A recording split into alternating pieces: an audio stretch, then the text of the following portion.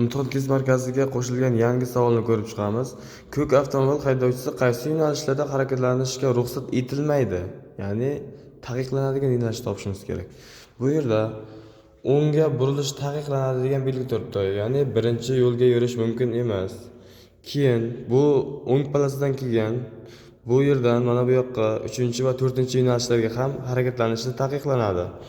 Ruxsat etilgani faqat ikkinchi yo'nalishga, ya'ni taqiqlanganlari 1, 3 va 4. 1 va 3, 4 yo'nalishlarga taqiqlangan. Qaysi haydovchi yo'l berish kerak? Bunday vaziyatda qaysi haydovchi yo'l berish kerak?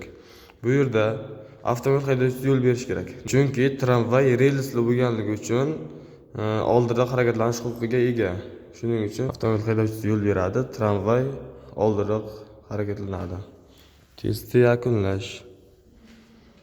Imtihon test markazida tushadigan savollarni o'tkazib yubormaslik uchun hoziroq YouTube kanalimizga obuna bo'ling.